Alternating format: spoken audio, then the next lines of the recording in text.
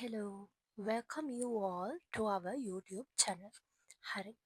අද අපි කතා කරන්න යන්නේ ඔයාලගේ English paper එකේ එන correct form of the verb කියන ප්‍රශ්නෙට කොහොමද හරියටම ලකුණු 5න් 5ම ගන්නෙ කියලා. ඒකට තියෙනවා tips 3ක්. අපි ඒක මේ paragraph එකත් එක්කම බලමු. Last year, my family space brackets ඇතුලේ තියෙනවා go කියන ක්‍රියාපදය to Kandy for a holiday. එතනින් full stop එකක් තියෙනවා. එතනින් වාක්‍ය ඉවර වෙනවා. එතකොට දැන් පළවෙනි ටිප් එක තමයි time markers කියලා කියන්නේ. time markers කියලා කියන්නේ අපි බලන්න ඕනේ sentence එක මොන කාලෙටද අයිති වෙන්නේ කියලා. දැන් මොන කාලෙටද අයිති වෙන්නේ කියලා බලද්දී සමහර වාක්‍යවල අපිට පුංචි පුංචි කොටස් තියෙනවා මොන කාලෙටද මේක අයිති වෙන්නේ කියලා අපිට හරියටම දැනගන්න පුළුවන්. දැන් මේ සෙන්ටෙන්ස් එකේ නම් අපිට තියෙනවා last year කියන වචනේ. last year කියලා කියන්නේ ගිය අවුරුද්දේ කියන එක.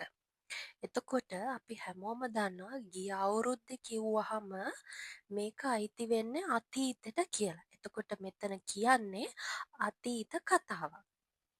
එතකොට පළවෙනි ටිප් එක තමයි time markers. අපි වාක්‍යයේ කාලය අඳුරගන්න ඕනේ. දැන් අපි මේ වාක්‍යයේ කාලය අඳුරගත්තා මේක අතීත කාලයි කියලා. ඊට පස්සේ දෙවැනියට අපි බලන්න ඕනේ වාක්‍යයේ subject එක මොකක්ද කියලා. subject එක කියලා කියන්නේ වාක්‍යයේ තියෙන ක්‍රියාව කරන කෙනා.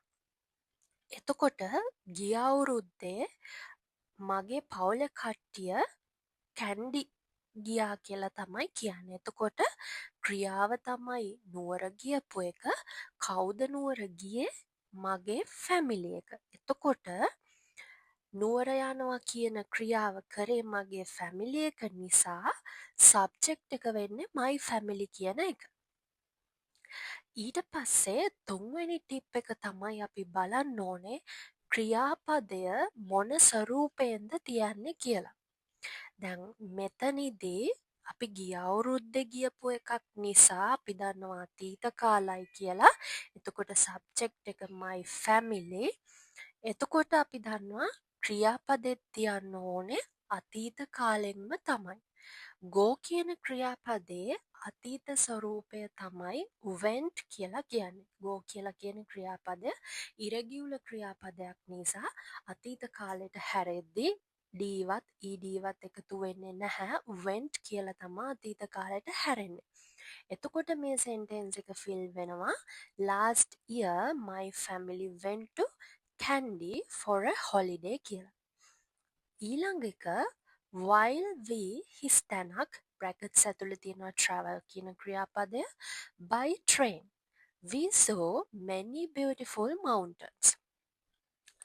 දැන් මෙතනදී අපි මුලින්ම කරන්න ඕනේ tense එක අඳුරගන්න එක. මෙතන තියෙනවා while කියන වචනේ.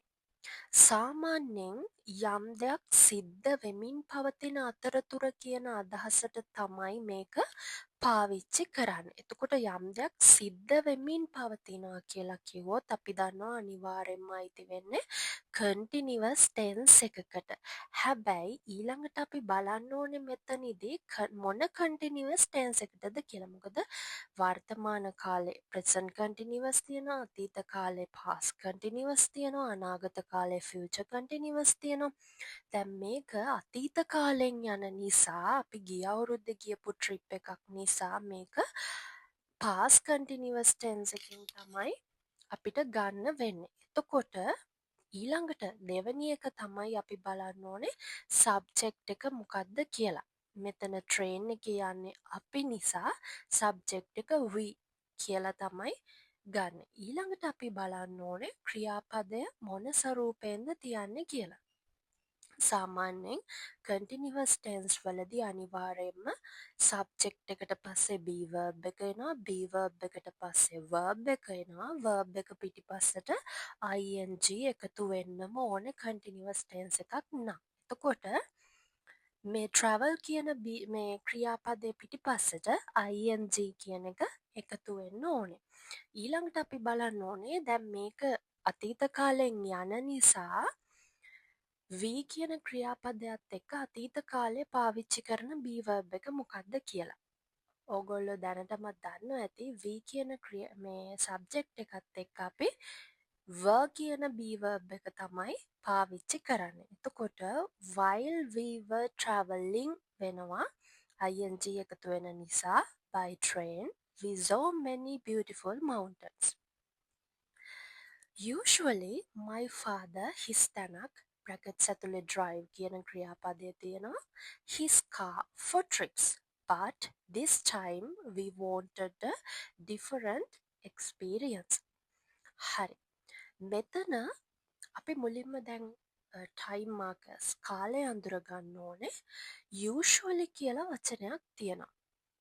ඔයාලා හොඳට මතක තියාගන්න ඕනේ කොහේ හරි usually කියලා තිබ්බත් usually කියලා කියන්නේ සාමාන්‍යයෙන්. එතකොට usually පාවිච්චි කරනවා නම් අනිවාර්යයෙන්ම simple present tense එකේ එන්න ඕනේ වාක්‍ය.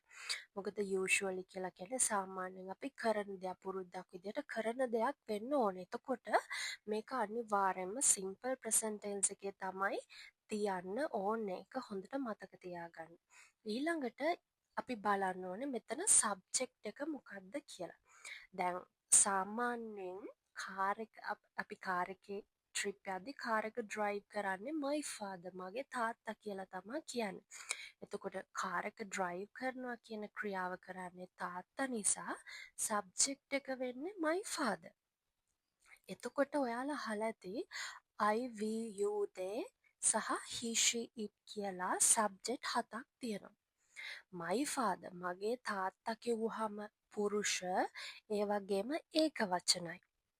එක්කෙනයිනේ තාත්තලා ගොඩක් නෙමෙයිනේ. එතකොට අනිවාර්යෙන්ම අපිට my father කියන එක රිප්ලේස් කරන්න පුළුවන්. my father වෙනුවට දාන්න පුළුවන් සබ්ජෙක්ට් එක I we you they he she it වලින් he කියන එක. ඔහු කියන එක.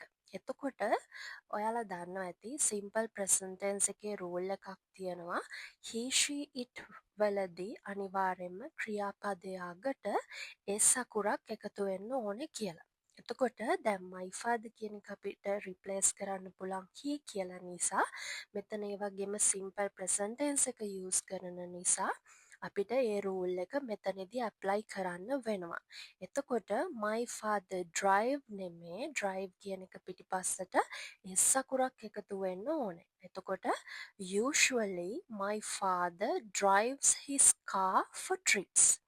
But this time we wanted a different experience. ඊළඟ එක we his තැනක් in a small hotel for 3 days. හරි දැන් කාලය අපි අඳුර ගන්න ඕනේ. මෙතනදි කියන්නේ අපි එහෙ ගිහිල්ලා අපි දවස් 3ක් පුංචි හොටෙල් එකක නතර වුණා කියලා. දැන් අතීත කාලයේ සිද්ධියක් නිසා අපිට මෙතනදි අතීත කාලය තමයි පාවිච්චි කරන්න වෙන්නේ. ඊට පස්සේ මෙතන සබ්ජෙක්ට් එක වෙන්නේ we අපි කියන එක stay කියලා කියන්නේ අපි නැවතිලා හිටියා කියන එක. එතකොට stay කියන එක අතීත කාලයට හැරෙද්දී පිටිපස්සට ed එකතු වෙනවා. මේක irregular ක්‍රියාපදයක් නොවන නිසා පිටිපස්සට සාමාන්‍ය නීතියට අනුව ed එකතු වෙනවා. එතකොට we stayed in a small hotel for 3 days. ඊළඟට next year we his තැනක් brackets ඇතුලේ visit කියන ක්‍රියාපදය තියෙනවා Jaffna if we have enough time. මෙතනදීත් අපි මුලින්ම බලන්න ඕනේ මොකක්ද කාලය කියලා. next year කියලා කියන්නේ ඊළඟ අවුරුද්ද කියන එක. එතකොට ඊළඟ අවුරුද්ද කියලා කියන්නේ තාම උදා වෙලා නැති එකක්. ඒ කියන්නේ අතීතයට අයිතිත් නැහැ, වර්තමානයට අයිතිත් නැහැ. අයිති වෙන්නේ අනාගත කාලෙට. එතකොට ඊළඟට මෙතන සබ්ජෙක්ට් එක පැහැදිලිවම තියෙනවා we කියන එක. දැන් අපි මේක තියන්න ඕනේ අනාගත කාලෙන්. simple future tense එකේදී අපි අනිවාර්යයෙන්ම ක්‍රියාපදය වර්තමාන ස්වරූපයෙන් තියනවා. ක්‍රියාපදයට කලින් will කියන B verb එක යොදා ගන්නවා I we you they he she it කියන subject 7ත් එක්කම. එතකොට මෙතන next year we will visit Jaffna if we have enough time කියලා ආන්සර් එක එනවා. හරි. ඔයාලට තේරෙනවා ඇති මේ වගේ ප්‍රශ්නයකට ලකුණු 5න් 5ම ගන්න එක හරිම ලේසියි කියලා. ඉතින් ඔයාලා අනිවාර්යයෙන්ම මේ ටිප්ස් 3 බලන්න. පළවෙනි එක තමයි කාලය අඳුර ගන්න ඕනේ. දෙවෙනි එක තමයි සබ්ජෙක්ට් එක අඳුර ගන්න ඕනේ. තුන්වෙනි එක තමයි ක්‍රියාපදය හරිම ස්වරූපයෙන් තියන්න ඕනේ ටෙන්ස් එකට අනුව. තවත් අලුත් වීඩියෝ එකක් එක්ක අපි හමු වෙමු. ඔබට සුබ දවසක්.